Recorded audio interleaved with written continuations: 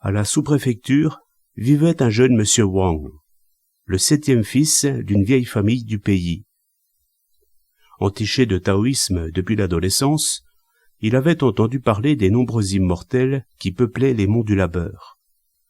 Sacoche à livres au dos, il partit donc y faire une randonnée. Au sommet qu'il avait escaladé, lui apparut un temple à l'écart de tout. Un prêtre taoïste, aux cheveux blancs qui lui tombaient jusqu'au cou, s'y tenait assis en méditation sur une natte de prière, rayonnant d'une tonifiante spiritualité. Le jeune homme se prosterna et engagea la conversation.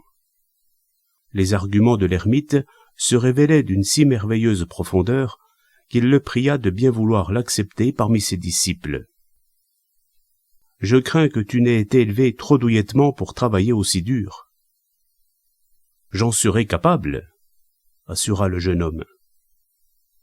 À la tombée du jour, les disciples, fort nombreux, se rassemblèrent. Lorsque Wang eut salué chacun en se prosternant, on le retint au temple.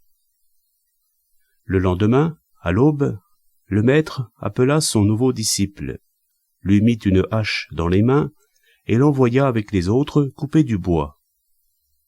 Wang se conformait aux instructions avec une telle diligence qu'au bout d'un mois, il avait pieds et mains couverts d'ampoules.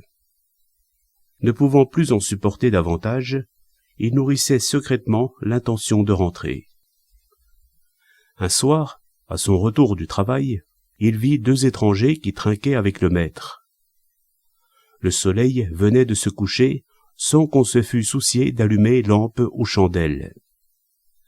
Le taoïste prit une feuille de papier qu'il découpa en forme de miroir rond et colla sur le mur.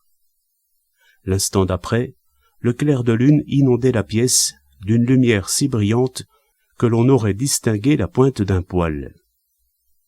Les disciples faisaient cercle, s'empressant de servir les hôtes. L'ineffable plaisir d'une si merveilleuse nuit ne saurait qu'être partagé, déclara l'un des convives en prenant un pichet de vin qu'il offrit aux disciples en les invitant à boire tous leurs sous. « Nous sommes 7 ou 8, pensait Wang. Comment ce pichet pourrait-il suffire à régaler tout ce monde? Chacun se hâtait de chercher coupe ou bol pour passer en premier, dans la crainte d'un tarissement prématuré du récipient. Mais les rasades qu'il se versait généreusement à chaque tournée ne diminuaient aucunement le contenu du pichet. Étonnant.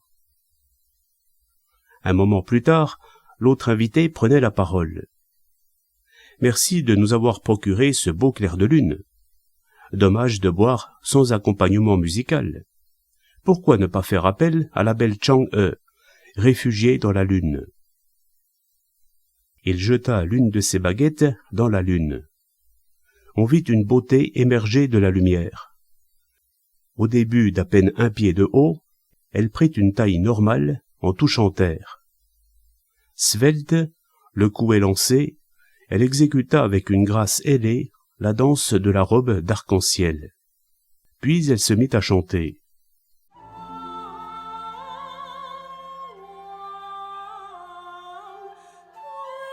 Ô immortel, immortel, reviendrai-je? Ne me laissez à l'ombre de vastes froidures.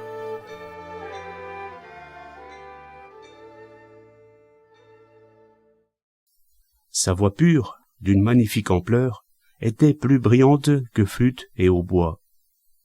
Le tour de chant achevé, elle s'éleva en tournoyant dans l'air, se posa sur la table, et, à la stupeur générale, redevint baguette. Les 3 convives éclatèrent de rire. « La soirée est vraiment des plus agréables, » reprit l'un d'eux, « mais ne dépassons pas les limites que s'accorde le bon buveur. Avant de nous séparer, allons trinquer une dernière fois au palais de l'astre de la nuit. Qu'en pensez-vous » Les 3 convives se levèrent et entrèrent dans la lune lentement, aux yeux de tous.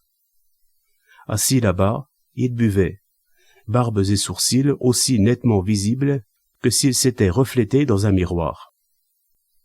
Un moment plus tard, la lune s'assombrit peu à peu. Les disciples durent allumer des chandelles. Le maître restait assis seul, ses convives comme envolés. Il y avait des reliefs du repas sur la table. La lune collée au mur n'était plus qu'un quelconque rond de papier de la dimension d'un miroir. « Vous avez assez bu ?» ?»« Oui, » répondirent les disciples. « Dans ce cas, il vaut mieux vous coucher tôt pour ne pas négliger les travaux du lendemain, faire les foins, ramasser le bois à brûler. » Obtempérant, tous se retirèrent. Rempli d'une sourde admiration, Wang mit de côté l'idée de rentrer chez lui.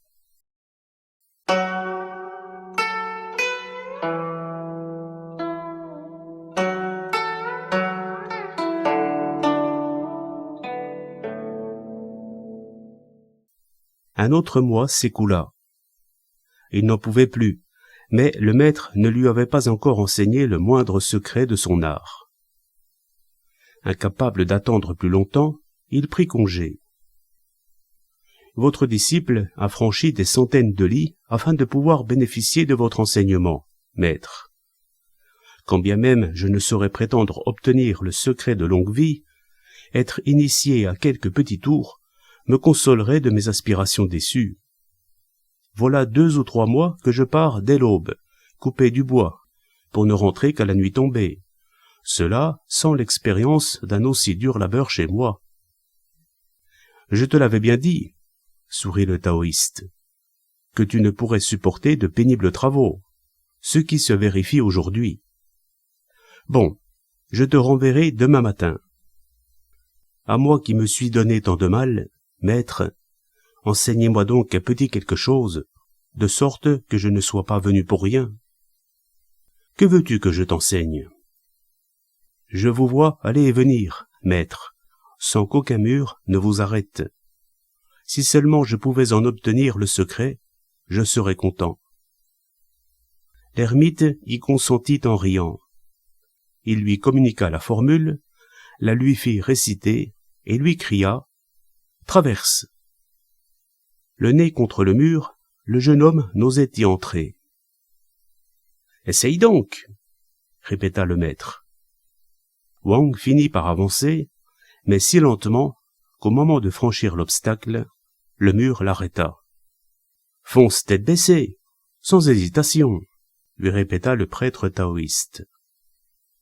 Le disciple recula de quelques pas, prit son élan et traversa en courant, si bien qu'arrivé au mur, il eut la sensation qu'il n'y avait rien. Il regarda derrière lui. Il était bel et bien passé de l'autre côté et se trouvait dehors. Ravi, il revint remercier avec effusion le maître qui le mit en garde.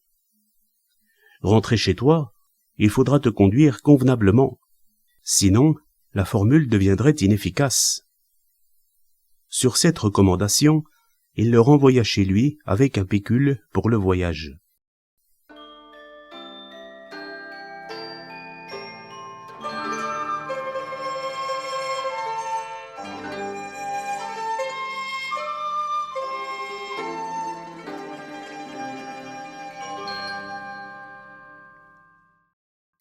Rentré dans sa famille, Wang se vanta d'avoir rencontré des immortels et de savoir traverser les murs, si solides fussent-ils. Comme sa femme restait incrédule, il décida de recommencer l'expérience devant elle. Posté à quelques pas du mur de la chambre, il fonça la tête la première. Elle heurta si durement la paroi que le malheureux s'écroula. Sa femme l'aida à se remettre sur pied. Que vit-elle alors ? Au front, l'enflure d'une bosse de la grosseur d'un œuf de belle taille. Comme elle se payait sa tête, Wang, partagé entre la honte et la rancœur, ne sut que se répandre en imprécations contre la dureté de ce mauvais plaisant d'ermite.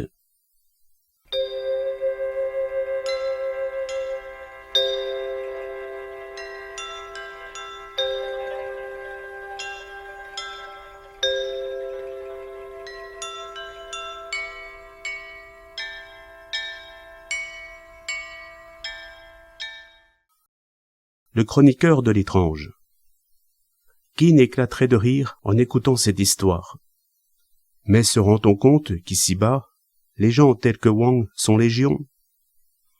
Du moment que se présentent de vils ambitieux, préférant la douceur des poisons à l'amertume des remèdes, les flagorneurs, prêts à sucer leurs abcès et lécher leurs hémorroïdes, devancent leurs désirs en leur vantant l'art d'imposer leur prestige par la violence.